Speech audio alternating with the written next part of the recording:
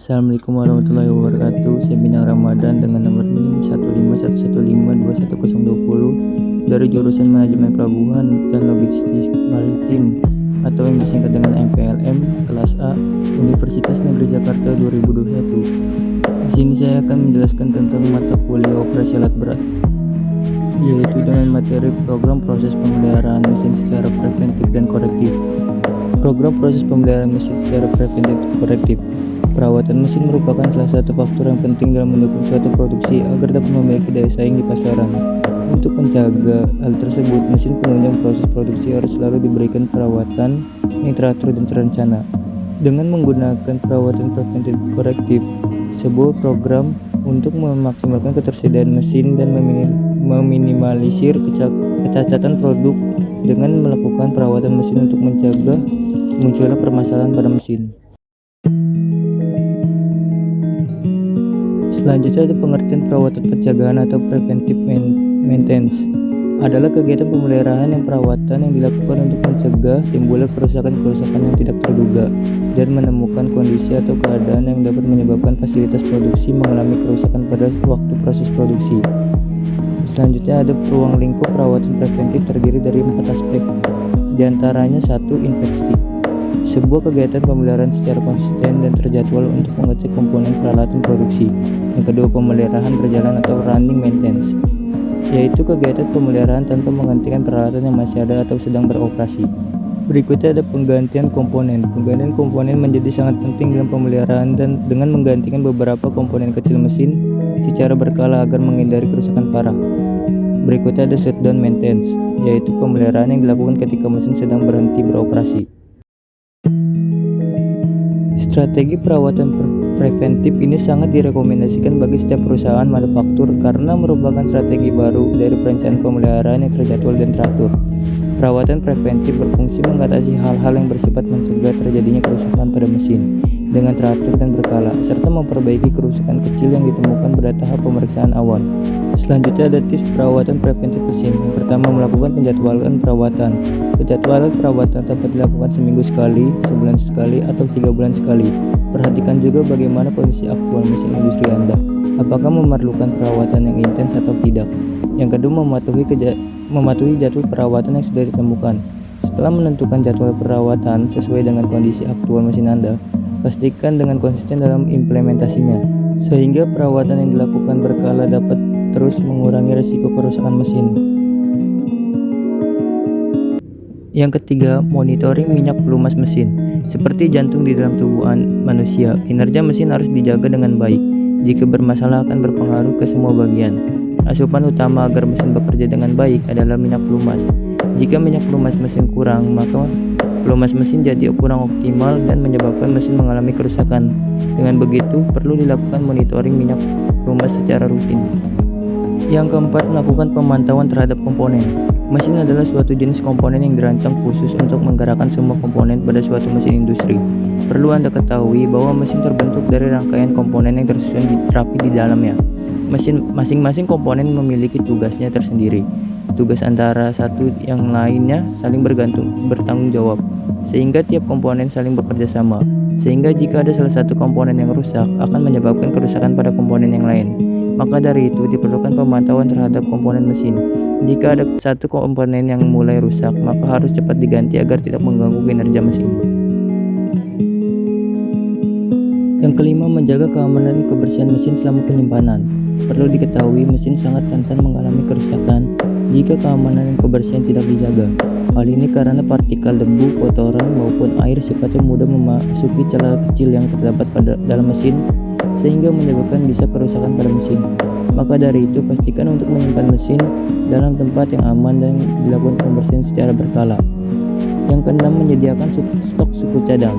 Terakhir, dilakukan penyediaan stok suku cadang, sehingga saat pemantauan komponen terdapat beberapa komponen yang mulai rusak bisa langsung diganti dengan komponen yang ada di dalam persediaan. Selanjutnya, preventive maintenance merupakan suatu proses perawatan yang tidak boleh disepelekan. Preventive maintenance dapat meminimalisir resiko terjadinya kerusakan skala besar dan mencegah kerugian besar dalam kegiatan manufaktur. Selanjutnya, pengertian Perawatan korektif, yaitu perawatan yang dilakukan secara berulang dan perawatan yang dilakukan untuk memperbaiki suatu bagian atau termasuk penyetelan dan reparasi yang telah terhenti untuk memenuhi suatu kondisi yang bisa terima. Perawatan ini meliputi reparasi minor terutama untuk rencana jangka pendek yang mungkin timbul di antara pemeriksaan, juga overhaul terencana. Dalam perbaikan dapat dilakukan peningkatan sedemikian rupa, seperti melakukan perubahan atau modifikasi rancangan agar peralatan menjadi lebih baik. Dalam menentukan strategi perawatan, banyak ditemui kesulitan-kesulitan, diantaranya tenaga kerja yang terampil, ahli teknik yang berpengalaman, instrumentasi yang cukup mendukung, dan kerjasama yang baik di antara bagian perawatan. Selanjutnya ada faktor-faktor yang mempengaruhi pemilihan strategi perawatan. Yang pertama, ukur peralatan atau mesin produksi. Kedua, tingkat kapasitas pemakaian mesin. Yang ketiga, kesiapan suku cadang. Yang keempat, kemampuan bagian perawatan untuk bekerja cepat. Yang kelima, situasi pasar, kesiapan dana, dan lain-lain. Selanjutnya ada faktor-faktor yang diperhatikan dalam perencanaan pekerjaan perawatan. Yang pertama, ruang lingkup pekerjaan. Untuk tindakan yang tepat, pekerjaan yang dilakukan perlu diberi petunjuk atau pengarahan yang lengkap dan jelas. Pengadaan gambar-gambar atau skema dapat membantu dalam pelaporan pekerjaan. Yang kedua, lokasi pekerjaan. Lokasi pekerjaan yang tepat di mana tugas dilakukan merupakan informasi yang mempercepat pelaksanaan pekerjaan. Penunjukan lokasi akan mudah dengan memberi kode tertentu, misalnya nomor gedung, nomor departemen, dan lain-lain. Yang ketiga, prioritas pekerjaan. Prioritas pekerjaan harus dikontrol sehingga pekerjaan dilakukan sesuai dengan urutan yang benar.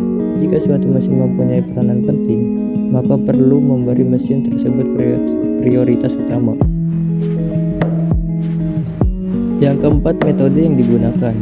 Membeli kemudian memasang sangat berbeda artinya dengan membuat kemudian memasang. Meskipun banyak pekerjaan bisa dilakukan dengan berbagai cara, namun akan lebih baik jika penyelesaiannya pekerjaan tersebut dilakukan dengan metode yang sesuai dengan keahlian yang dipunyai.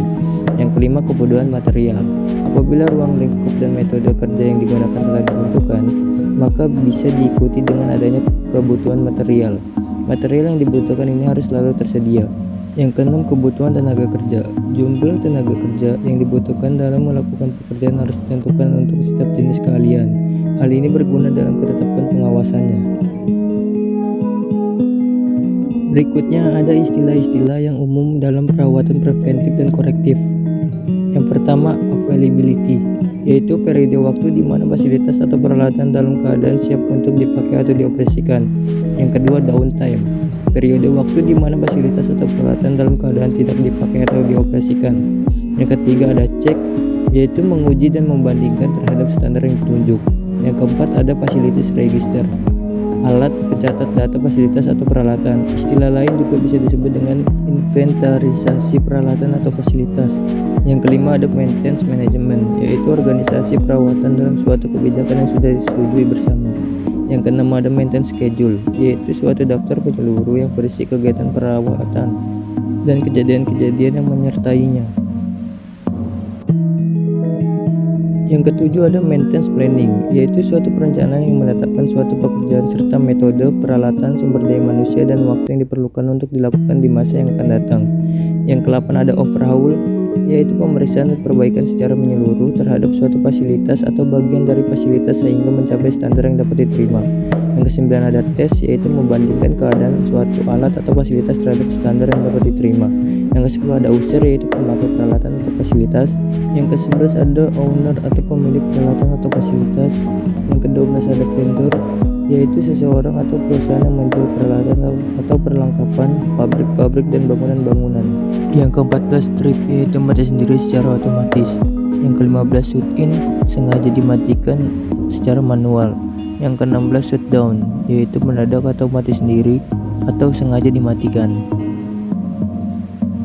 Selanjutnya, perbedaan utama antara perawatan perbaikan dan pencegahan adalah bahwa masalah yang ada harus dilakukan sebelum tindakan koreksi. Tugas perawatan preventif yang dimaksud adalah untuk mencegah terjadinya masalah, sedangkan tugas korektif yaitu memperbaiki masalah yang ada. Tujuan dari tugas terencana hanya untuk mempertahankan semua mesin pabrik yang kritis dan sistem dalam kondisi operasi yang optimal. Untuk menerapkan fungsi perawatan yang baik, selain melaksanakan hal-hal yang bersifat teknis, tak kalah pentingnya juga harus senantiasa melakukan kegiatan-kegiatan administrasi dengan tertib. Data-data perawatan, terutama perawatan korektif, merupakan sesuatu yang sangat penting dalam pengendalian kegiatan perawatan. Karena informasi yang kita butuhkan, seperti rencana perawatan, riwayat kerusakan, kapan mesin perbaikan, dan apa suku cadang yang diganti, merupakan dasar penentu kebijakan perawatan yang akan diambil. Sedemikian pentingnya kegiatan ini sudah selayaknya harus mendapat perhatian yang besar. Pemanfaatan komputer untuk pelaksanaan kegiatan ini diharapkan sangat membantu, karena kemudahan-kemudahan yang disediakan akan banyak memangkas waktu yang diperlukan dalam melakukan kegiatan ini bila dibanding dengan cara-cara manual. Kurang lebihnya mohon maaf materi yang dapat saya sampaikan. Wassalamualaikum warahmatullahi wabarakatuh.